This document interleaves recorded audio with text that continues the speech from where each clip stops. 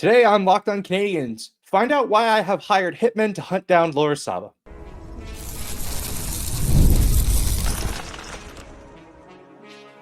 You're Locked On Canadiens, your daily podcast on the Montreal Canadiens, part of the Locked On Podcast Network, your team every day. Hope that got your attention. Hi, welcome into episode 1286 of Locked On Canadiens. Thank you so much for making us your first listen of the day and for subscribing wherever you get your podcast. Doing that supports the show and ensures you do not miss an episode. Today's episode is brought to you by FanDuel. Right now, new customers can get $250 in bonus bets if your first $5 bet wins. My name is Ian Boavier, also known as @MaybeIt'sIan, and I am joined by the now hunted active stick, Laura Saba. Laura, why we'll get into why you are in fear for your life, but like we how are you feeling, I guess, otherwise? Otherwise, it's still a good time to be a Montreal Canadien. I do want to say, though, it is a little bit crazy to be tracking somebody's flight. That is things Yes. that is behavior we ascribe to Leafs fans. It's not something we do. We should not be doing that, right? We are happy that Ivan Demidov is coming over, but it's exciting. He's coming over. He's expected to start versus Chicago. The Canadiens may even clinch as soon as tonight, the day that you're listening to this episode. So it's really an exciting and fun time to be a Canadiens fan. My being hunted notwithstanding. Yeah, no, I feel the same way. The tracking his flights thing is weird. Stop. That's it. Full stop. Anyway, today we have a fun episode. It's a full episode mailbag. You guys really came through with the questions on this one. We always love these episodes. We're going to talk about, guess what? Ivan Demidov again. Questions about Velcro jerseys, which I love. And what if they do anyway is going to be the theme towards the end of this episode. But let's start with where we have started the last few days.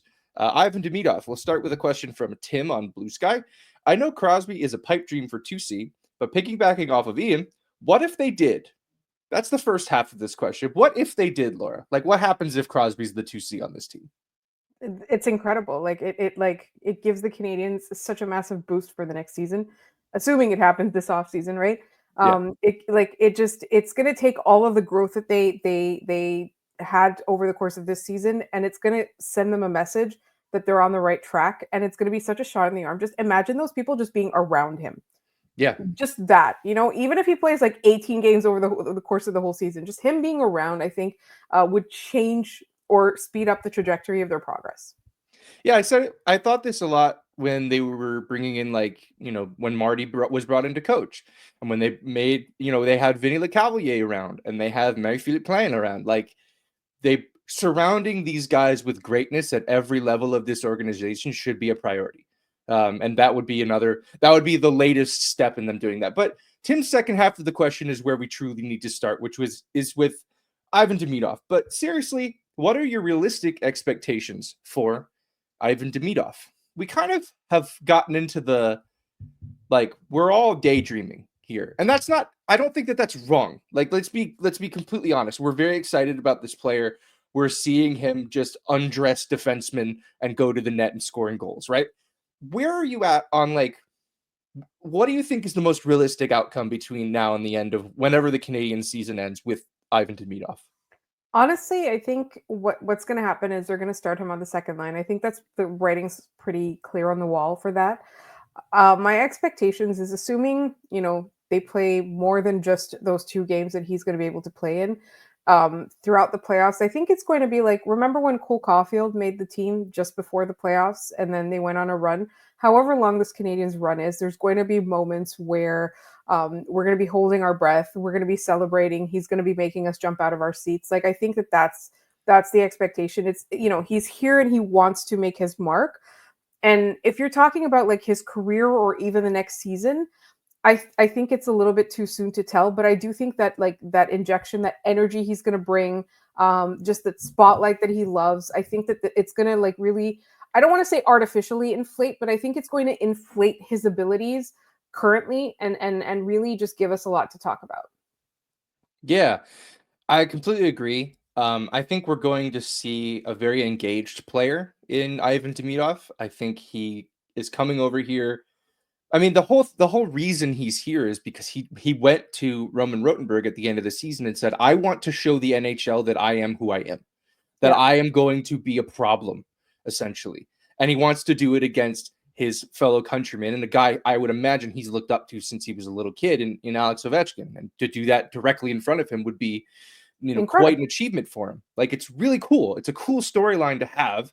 And, I'm sure the NHL is thrilled that they get to keep talking about Ovechkin. They've milked that story correctly for what it's worth, for all that it's worth. Like, they've done a really good job getting every drop of excitement out of that.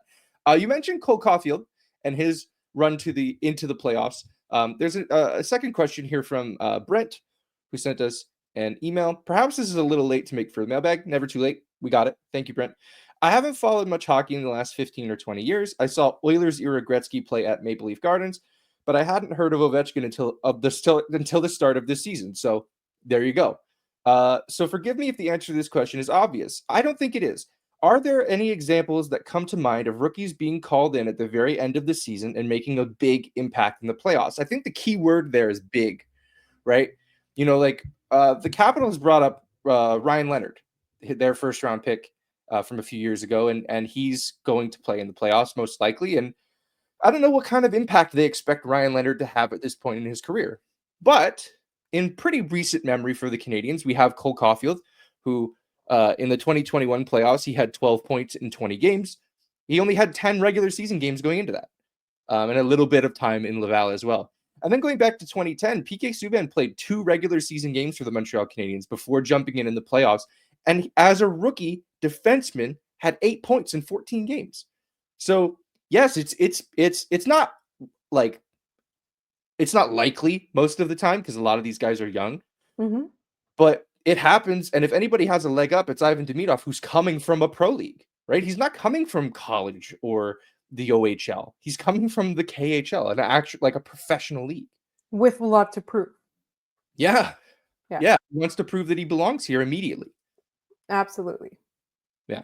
So that's where we are on rookies there. Let's get to the meat of what we started the show with. The threatening Laura Saba for what it's worth.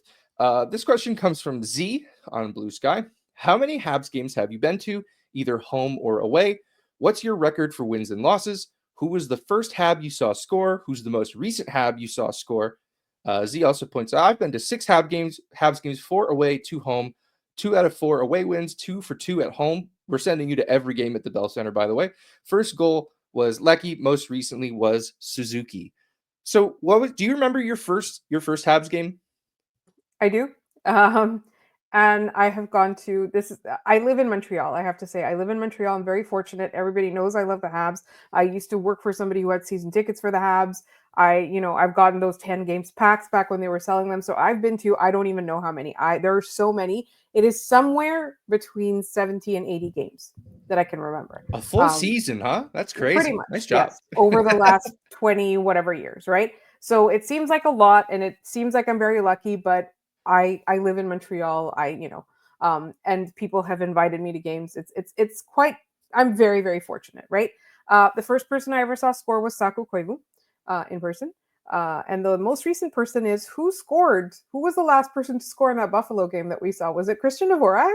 It wasn't Christian Dvorak. Was it Lane Hudson?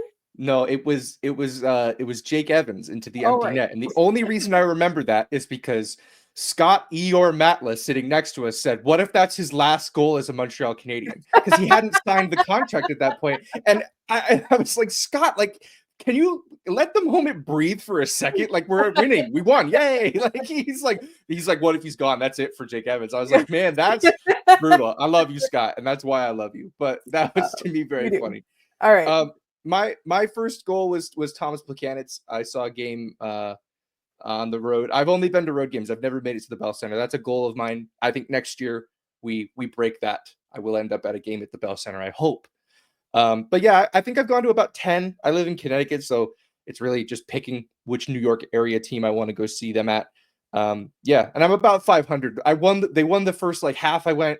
They lost a lot recently, but then the Buffalo game we were at, they did end up winning. So I've seen far more wins than losses from the Montreal Canadiens because a lot of those games were against Boston. And I don't know if I would say like, oh, it's like a 70% or 500. It's definitely above 500, that's for sure. But the one thing that the reason that Ian is hiring assassins to hunt me down, not necessarily hunt me down, just keep me away from the Bell Center, is in case the Montreal Canadiens make the playoffs, and in case they end up in that second wild card, they will be facing the Washington Capitals. And I have seen the Washington Capitals many, many times, both against the Habs and against other teams, and they are undefeated when I'm in the building. So I will be doing my part to stay away from the games. I will watch them from home. It's okay if I watch from home. I just can't be in the building. Yes. So that is why my co-host has decided that he's gonna pull out all the stops and make sure I never go to that playoff series. Yeah, we're setting up a perimeter now. We're gonna have Laura chipped just in case she does find a way out.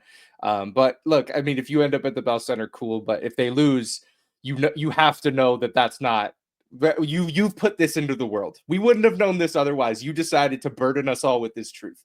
So I want to be honest with our listeners, Ian. That's all it's about. I will turn down the tickets, and I will explain why. Yeah, that's dedication. All right. We're going to stick with our mailbag when we come back. Some thoughts on maybe they should make Velcro jerseys where you can swap the numbers out on. We'll get into that in just a minute.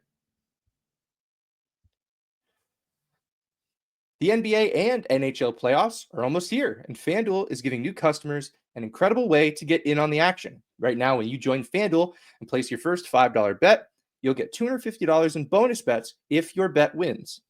The FanDuel app is simple to use, and when you win, you get paid instantly. No more waiting around. I love how FanDuel makes betting so easy, whether it's picking my favorite team or diving into player props, from three-pointers to steals to assists. FanDuel has so many ways to bet your favorite player props. Don't forget about the NHL, though. You can follow your favorite player with props like anytime goal scorer. Plus, after the game kicks off, you can even combine live prop bets into a same-game parlay for a chance to win big. Don't miss out. Head to FanDuel.com and claim your $250 in bonus bets today. That's FanDuel.com to claim your $250 in bonus bets if you win your first $5 bet. All right, we are back. Let's start with the question about jerseys. I am a connoisseur of the hockey jersey, just as Scott was. That's one of the things that you get. You get beard guy with hat who also collects jersey. So, that we're very similar in that respect. But this question comes from Rally Cap on Bluesky, Andy, who I must apologize to. We didn't mean to scare you out of buying or getting a jersey customized for Ivan Demidov. Live your life. If he's 93 for just these two games, you have a really cool relic piece. I have a Caulfield 22 jersey, as does, I imagine, half the city of Montreal. So, I didn't mean to scare you out of that. Live your life, chase your bliss. But Andy brings up a good point. Why aren't Velcro jersey numbers a thing? Or magnetic? Did I just invent a business? I think so. I absolutely agree. Why is this not a thing? Like, I get why it's not, because it's to make money. Yeah, you have to buy a new jersey. But the thing with that is, like, the thing I find funny about that, the New York Yankees, right? They don't have names on the backs of their jerseys. So if you bought a Juan Soto jersey from the New York Yankees, that's just the number 22. As soon as somebody else wears the number 22, that's their jersey now. So maybe you just do that. You just pick a highly trafficked number. Like 26 always bounces around for some reason in Montreal. It was like Yuri Seacatch to Jeff Petrie to Jonathan Kovacevic. Is anybody wearing 20? No one's got 26 now. Not this year. Yeah. So look, I mean, we agree with you that should be a thing, and someone needs to make that a thing. Yeah, absolutely. All right, cool. Let's keep moving. Speaking of jersey numbers, let's go to Randy Hansen with this one. Now that Demidov has chosen 93 as his number, what number do you want to see being used? I love 83 and 38. What number on the Habs that isn't currently being used would you like to be used? I want to see the day when we go into the triple digits. Yeah. I really do. How funny would that be? And not like just like 100, like something like 134. I think they'll do what they did on Futurama, where they went to see the New York Mets and they use fractions instead. Like you could be like 3/8 and play first base. I always thought that was funny. I want someone to wear 84 again, because the fact that it was like Guillaume Latendresse and then nobody. Yeah. Did Greg Pattern was 64. He wasn't 84. That's a guy, Greg Pattern. Remembering a guy, didn't even really mean to. But also 27. I know that's ABB's number, Alex Barre-Boulet, but he's not with the Montreal Canadiens. The number 27 has to be used. And it's possible that, someone can talk Demidov into wearing it. Was Greg Pattern the one whose wife was ranting in social media about the coach? Yeah, and said a lot of other unsavory things from what I remember. So, no, that was that's Greg Pattern's wife. That was remember some guy and remembered his wife. Yeah, that's an era. Man, I can't believe we just did a remember a wife. That's really cool. You won't get this everywhere, you guys. This is peak stuff here. Let's keep moving. Let's do this one from Boondoggle, who asks. Wait a second, I have to find this one. It had to do something with the ones 2C or not 2C. Oh yeah, let's use this as a jumping off point. Yeah, we got a lot of 2C or not 2C love. First of all, I want to say that like we completely, I feel like I ripped off Hab or Have Not, but did it in a way that matters. But I've been keeping note of all the names that have been sent in for 2C or not 2C, and those we will do them in their own segments. We will give each of these the oxygen that they deserve. Because I think it's really there's a lot of names out there, a lot of really ones I wasn't expecting to go through. Some cool ones. Also, lots of people really don't want Mika Zibanejad, but also a lot of times the arguments just were factually incorrect. So. Do your research. Go look at Mika Zibanejad, and while you're there, go to his hockey reference and count how many nicknames he has. It goes across the page. It's very fun to look. Randy actually had a couple questions here. The next one is: the NHL going to have any third jerseys ever again? Most other teams have them. The Canadiens are one of those teams that doesn't. They don't have a third jersey. It's probably because they lose a lot of games in them. That could be part of it.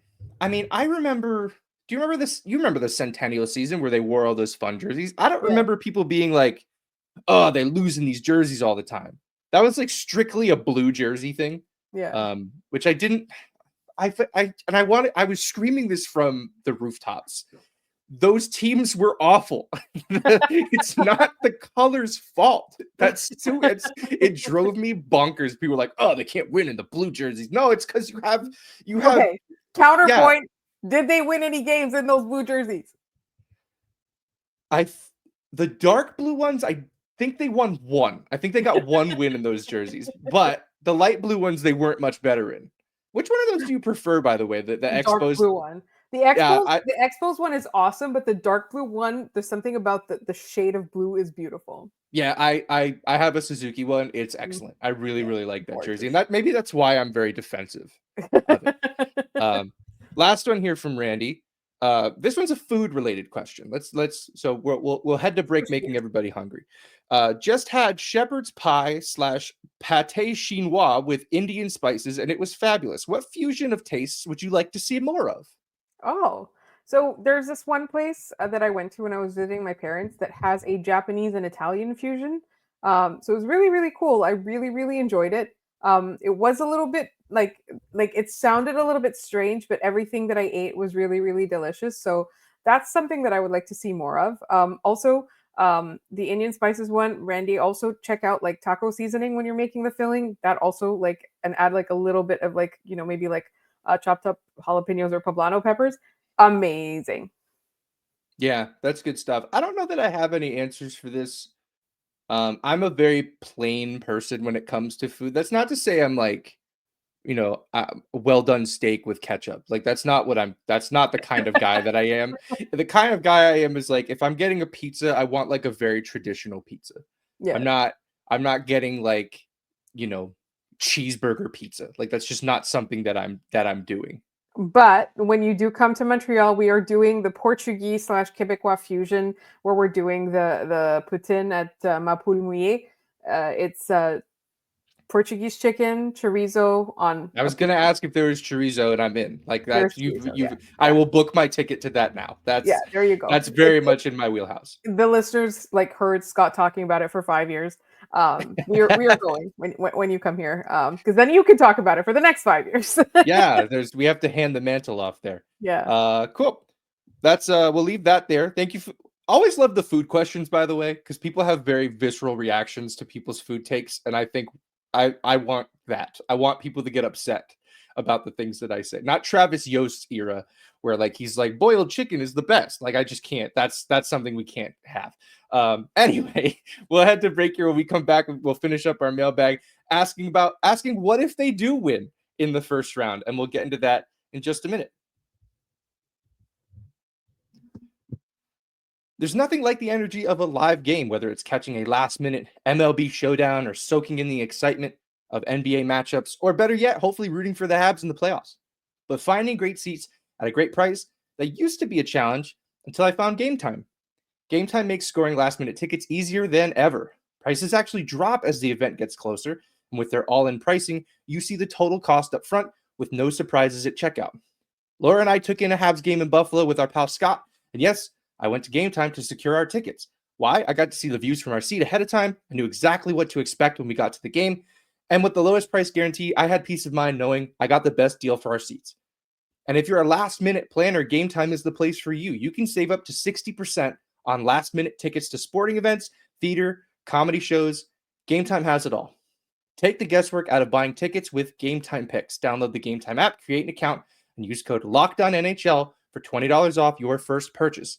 Terms apply. Again, create an account and redeem code LOCKEDONNHL for $20 off your first purchase. Download Game Time today. What time is it? It's game time. All right. Home stretch, Laura. This week has felt long. I don't know what it is about this week. I don't know if it's like going from the stress of the workday and then coming home and then the Habs stressing you out because you know they're on the verge of something really cool and you don't want them to fully beef and fall on their face. I think that's it. I think it's the anticipation of. Also, the Demidov thing was a shock to the system. It was good, but Nuts. I'm feeling the same thing, and I was wondering if it was just jet lag. But I think it's just we're waiting for this thing to happen, and it's so close we can taste it, but we don't have it yet. Yeah, no, we're close. By the time we're back here on Monday, it'll be on our doorstep. We'll be very excited for that. Let's start with a question here from David Gee on Brendan Gallagher. Hey guys, my question is about our beloved Brendan Gallagher. I know his contract is a bit steep, but I'm curious, if you were to have signed him to a contract at the end of last season, what do you think you'd be willing to pay for him? And would that number be different than now, given how well he's bounced back this year? I've always wondered just how much of an overpay his contract truly is.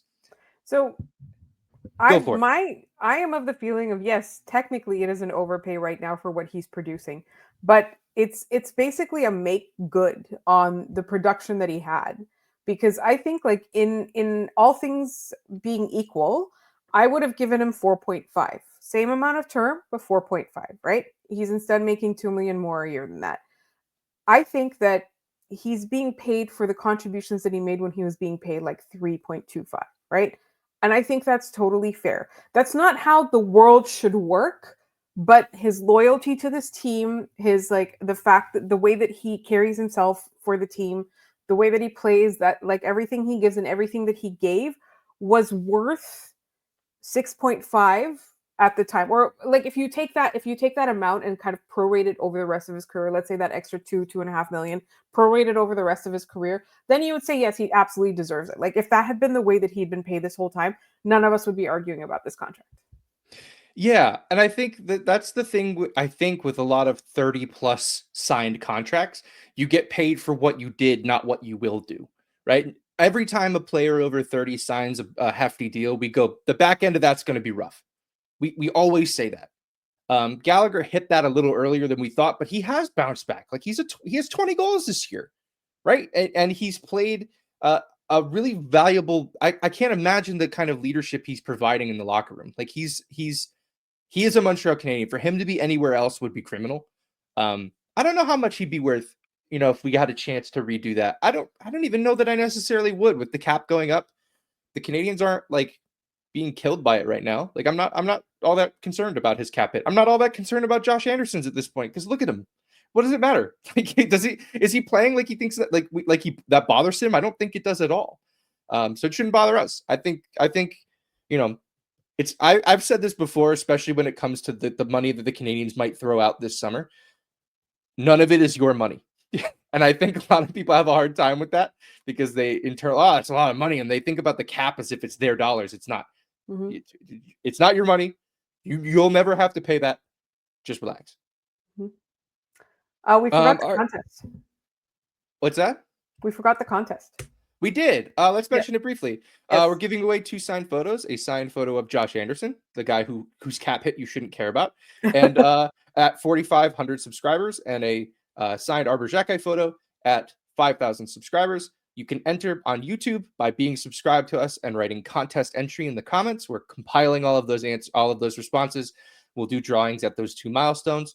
Best of luck to you. All right, we'll keep moving here. Next question. Let's do one from Boondoggle here. I mentioned him earlier. He had asked me this, I think, when you were out. But I want to get your feeling on this. Who are the true untouchables on this team? Like if they're going to add this summer, who are prospects or players who are completely hands off, don't touch? I think for prospects, the first one that springs to mind is Michael Hage, because now Ivan Demidov is no longer a prospect. So there's that. Michael Hage springs to mind. I think for now, they'd want to hold on to Jacob Fowler just to see what he's got and to see if he is going to be the goalie of the future. In terms of players, Nick Suzuki's not going anywhere. Cole Caulfield is not going anywhere. Uri Slavkovsky is not going anywhere. Lane Hudson is not going anywhere. And everyone else, you can talk to them and they'll probably consider it. Yeah, that sounds about right to me. Yeah. I think that's going to be a hard part of this summer and the future is we've all become very attached to our prospects, as every fan of every team does. Like that's not specific to us. Yeah. But some of them are going to be fired out of the door for established NHL players. Mm-hmm. So just prepare accordingly. we gotta get used to it. Yeah, but I think those are the only people that the Canadiens would not be willing to part with. Everybody else, the price might be steep, or you might have to use them to get something really good. But I think, Kent Hughes will listen to pretty much anything. Yeah. All right. Last question here. It's actually from 2 people asked a very similar question. We have Randy asking, how far do you think the Habs go this year realistically in the playoffs? And Brady Piercy also adds, how realistic could a round 1 upset against Washington or Toronto be? So let's tackle Brady's first because that's the first stop on their playoff tour. Mm-hmm. I don't want to play Toronto. I just don't want to do it. We've been there, done that, got the t-shirt. It nearly fractured the country of Canada in half. We don't need to do it again, ever. And I'm cool doing that. We won. Nana boo boo. See you never. The memories of the bullying that Scott and I got throughout that entire series is like I can't even. Here's the thing. Like, if we're talking about realistically, the Canadiens do not have a shot against these teams. Realistically. But here's the thing. Like, Ian and I talked about it like 2 months ago, a month ago, right? If the Canadiens have figured out how to win games against in games they shouldn't even be in, right? Against opponents they shouldn't have a chance against. They figured out how to do it. So I don't care who they play. I will have hope up until the moment they get eliminated because this Canadiens team has shown us so much. They beat in a row Stanley Cup winner, the last 4 Stanley Cup winners, right? It's so stupid.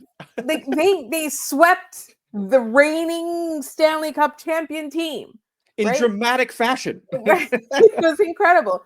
And no, you can't say, well, in the last game there were a bunch of injured people. What about in December? Right? They've slain so many demons. Like whether or not they beat Ottawa on Friday, which I hope they do because that would be fun. They couldn't beat them for the last 2 seasons, including like 20 games in the preseason.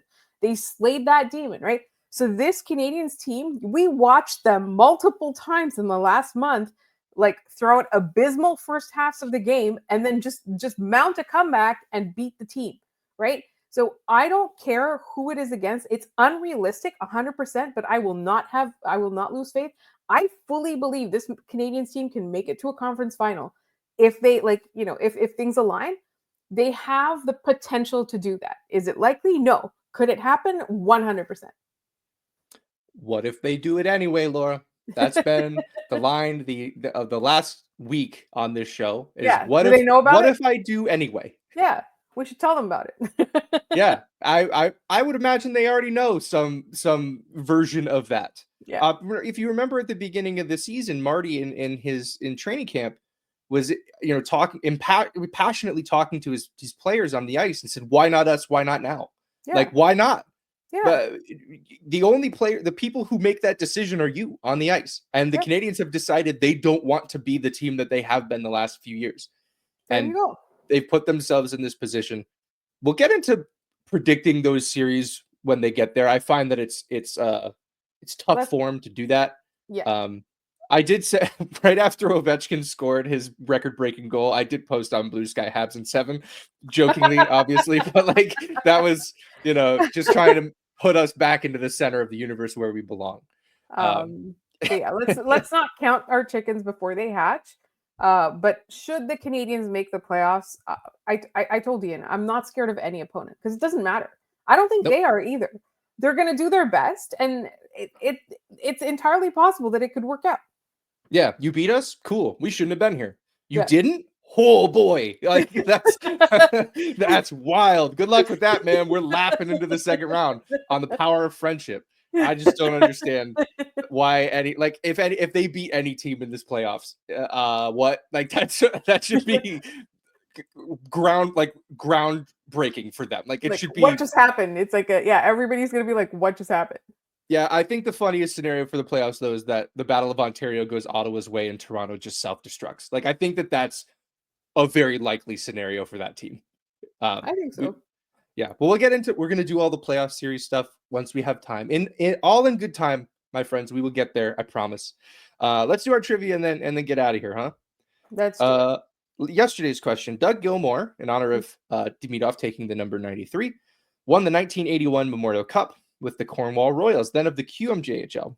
But he was not the only Hall of Famer to play on that team. Which 1981 team, Hall of Famer to play on that team, sorry. Which 1981 teammate of Doug Gilmour also ended up in the Hall of Fame? Do you have the answer to this one, Laura? Yes, I didn't get it. All our listeners did, or like 20 people did. It was Dale Hawerchuk. Dale Hawerchuk, the late, great Dale Hawerchuk.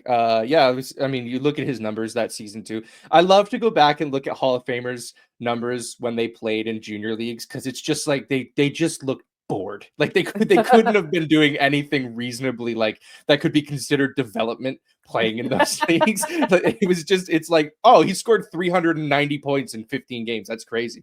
Paul P14, good sport. Paul Giardetti, Super Rain. All got the answer. Congratulations, you guys. Love to see those names keep popping up in our comments. All right. Today, in honor of Saturday's game in Toronto, we have a Leafs history question. Don't click off the video. You're going to want to hear this one. Is it 3-1? No, it's not 3-1, but it's the same flavor, Laura. I think we're in the same genre of barb here. Which goalie leads the Leafs in all-time wins by a goalie the Leafs drafted? So Leafs drafted goalies. One goalie has won the most NHL games. Who is it? If you have the answer, put it in the comments down below. Once you stop laughing, put it in the comments down below and let us know how smart you are and how bad the Leafs were in making the decision that they made. That's going to do it for us today on this episode of Locked On Canadiens. Thanks so much for tuning in and making us your first listen of the day. For your second listen, check out the all-new Locked On NHL Game Night. Every game, every night, until a Stanley Cup champion is crowned. You might even see us appear on that from time to time. Get local analysis on a national scale and find NHL Game Night on Locked On NHL on YouTube or wherever you listen to your podcasts. We're also available on Amazon Fire TV and your free Fire TV channels app. Click the Montreal Canadiens logo in the hockey section and you can watch all of our episodes there as well. Subscribe to us on YouTube. Put contest entry down in the comments field. You'll be entered to win our 2 signed photos. You can find Locked On Canadiens just about everywhere we're posting things. Bluesky Locked On Canadiens, also on TikTok and Instagram. You can find me at Maybe It's Ian. You can find Laura at The Active Stick. Enjoy the games this weekend. We'll see you guys on Monday.